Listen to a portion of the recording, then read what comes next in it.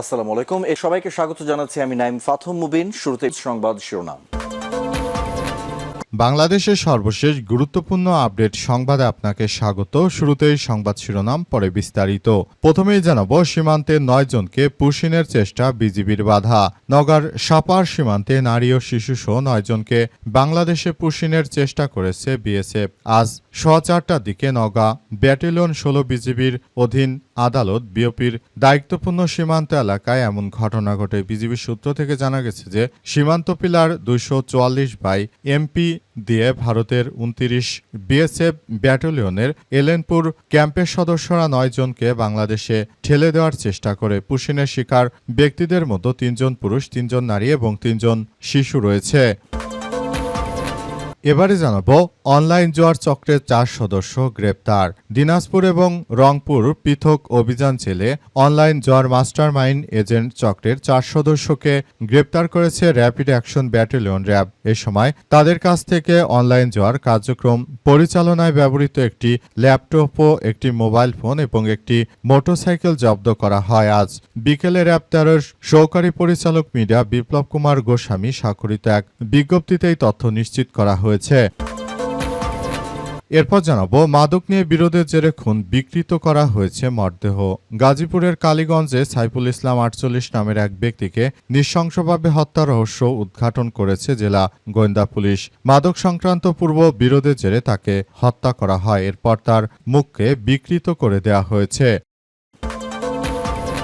এদিকে হত্যা চেষ্টা মামলায় কণ্ঠশিল্পী মমতাজ গ্রেপ্তার। জুলাই আন্দোলনকে কেন্দ্র করে রাজধানীর মিরপুর মডেল থানা এলাকায় মোহাম্মদ মুক্তার হোসেনকে হত্যা চেষ্টা মামলায় সাবেক সংসদ সদস্য জনপ্রিয় কণ্ঠশিল্পী মমতাজকে আবারও গ্রেপ্তার দেখানোর নির্দেশ দিয়েছে আদালত। আজ তাকে আদালতে হাজির করা হলে নতুন এই মামলায় মমতাজকে গ্রেপ্তার দেখানোর নির্দেশনা দেওয়া হয়। এই ঘটনায় আসলে পরিস্থিতি থমথমে অবস্থা বিরাজ করছে।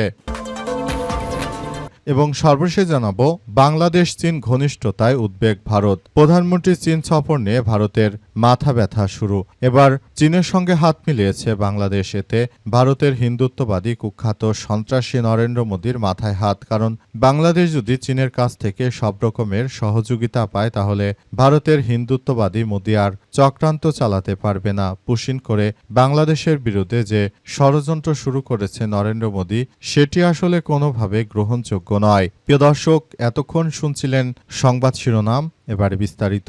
তবে তার আগে বন্ধুরা, অনুরোধ থাকবে এই সংবাদটিতে একটি লাইক দিন। এই চ্যানেল আপনি নতুন হয়ে থাকলে আমাদের সংবাদটি দেখতে দেখতে চ্যানেলটি সাবস্ক্রাইব করে রাখুন। কমেন্ট করে বন্ধুরা আপনার মূল্যবান মতামত জানিয়ে দিন আপনি বিশ্বের কোন দেশ থেকে বা বাংলাদেশের কোন স্থান থেকে আমাদের সংবাদটি দেখছেন এবং শুনছেন। আর বন্ধুরা, সংবাদটি আপনার সোশ্যাল মিডিয়া ফেসবুকে শেয়ার করে বন্ধুদেরও দেখার সুযোগ করে দিন। আজকের এই সংবাদ সম্পর্কে আপনার মূল্যবান মতামত কমেন্ট বক্সে কমেন্ট করে জানিয়ে দিন। গাজা যুদ্ধে আপনি যদি নিরীহ ফিলিস্তিনিদের ভালোবেসে থাকেন বন্ধুরা, কমেন্টে ইয়েস লিখে পুরো বিশ্ববাসীকে আমাদের এই তাজা আপডেটটি দেখার সুযোগ করে দিন। এবারে বিস্তারিত। হত্যা চেষ্টা মামলায় কণ্ঠশিল্পী মমতাজ গ্রেপ্তার।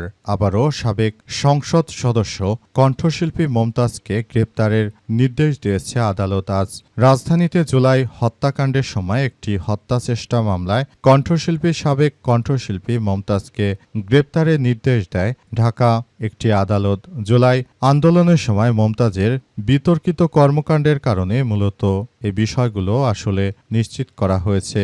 বলা হচ্ছে এই ধরনের ঘটনা আসলে মমতাজ যেটা ঘটিয়েছে সেটা বাংলাদেশের জন্য এক বড় ধরনের ঘৃণার কাজ। কারণ জুলাই আন্দোলনে যখন ছোট ছোট শিক্ষার্থীদের হত্যা করা হয়েছিল, সেই আন্দোলনের মধ্য দিয়ে মূলত সারা বাংলাদেশটাকে এক অরাজক পরিস্থিতির দিকে নিয়ে গিয়েছিল।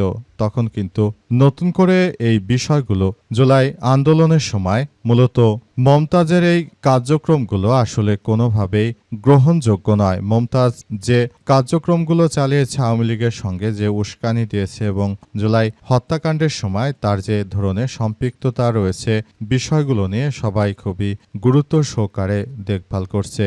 এটি সবার জন্য এক ভয়াবহ বিপর্যয়কর পরিস্থিতির সৃষ্টি করে মুমতাজের মতো কুখ্যাত ব্যক্তিরা তারা বাংলাদেশটাকে ধ্বংস করার জন্য মাস্টারমাইন্ডের ভূমিকা পালন করেছে, তাই তাদেরকে মূলত এই আটক করা হয়েছে। সীমান্তে 9 জনকে পুশিনের চেষ্টা, বিজিবির বাধা। নওগাঁর সাপাহার সীমান্তে নারী ও শিশুসহ 9 জনকে বাংলাদেশে পুশিনের চেষ্টা করেছে বিএসএফ। আজ ভোর 4:15টার দিকে নওগাঁ ব্যাটালিয়ন 16 বিজিবির অধীন আদাতলা বিওপির দায়িত্বপূর্ণ সীমান্ত এলাকায় ঘটনা ঘটে। বিজিবির সূত্র থেকে জানা গেছে যে সীমানা পিলার 244/CMP দিয়ে ভারতের 29 বিএসএফ ব্যাটালিয়ন এলেনপুর ক্যাম্পের সদস্যরা 9 জনকে বাংলাদেশে ঠেলে দেওয়ার চেষ্টা করে। পুশিনের শিকার ব্যক্তিদের মধ্যে 3 জন পুরুষ, 3 জন নারী এবং 3 জন শিশু রয়েছে। খবর পেয়ে আদাতলা বিওপির একটি টহল দল দ্রুত ঘটনাস্থলে পৌঁছে তাদের প্রবেশে বাধা দেয়। পরে তারা সীমান্তের শূন্য লাইনে অবস্থান করে। নওগাঁ 16 বিজিবির অধিনায়ক লেফটেন্যান্ট কর্নেল আরিফুল ইসলাম মাসুম জানান যে ঘটনাটি জানার পরপরই বিজিবি সদস্যরা প্রয়োজনীয় ব্যবস্থা গ্রহণ করেছে। বর্তমানে সংশ্লিষ্ট ব্যক্তিরা সীমান্তের শূন্য লাইনে অবস্থান করছে। তিনি বলেন, বিষয়টি নিবিড়ভাবে পর্যবেক্ষণ করা হচ্ছে। ঘটনায় সীমান্ত এলাকায় উত্তেজনা না থাকলেও বিজিবি সতর্ক অবস্থানে রয়েছে বলে সংশ্লিষ্ট সূত্র জানিয়েছে। সীমান্তে পুশিনের অভিযোগের বিষয়ে প্রয়োজনীয় কূটনৈতিক ও সীমান্তরক্ষী পর্যায়ে যোগাযোগ অব্যাহত রয়েছে। বর্তমান সময়ে ভারতের মদতপুষ্ট সন্ত্রাসী নরেন্দ্র মোদীর বাহিনী তারা বাংলাদেশকে অস্থিতিশীল করার জন্য নতুন নতুন ষড়যন্ত্র করার চেষ্টা করছে।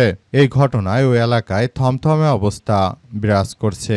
সীমান্তের ওই পারে বাংলাদেশিরা তারা আসলে খুব বাংলাদেশের অভ্যন্তরে তাদের ঠেলে দেওয়ার অপচেষ্টা করা হচ্ছে। অপচেষ্টা রুখে দিতে সবাইকে খুবই সতর্ক অবস্থানে থাকতে হবে।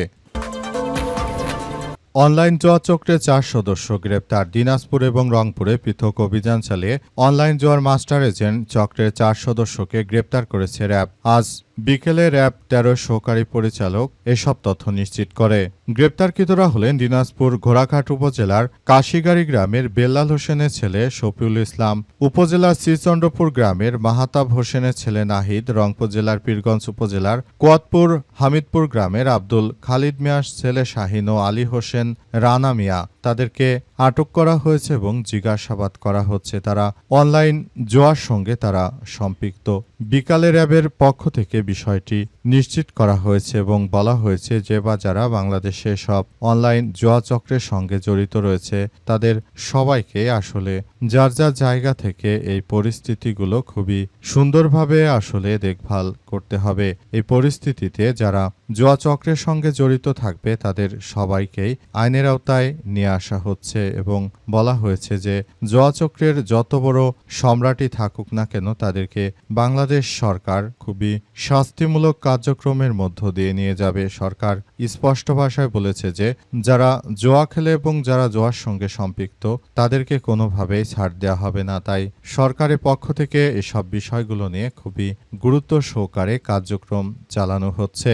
যারা দেশ জুড়ে এসব অনলাইন জুয়ার সঙ্গে সম্পৃক্ত রয়েছে তাদের বিরুদ্ধে যথাযথ কার্যক্রম এই মুহূর্তে চালানো হচ্ছে।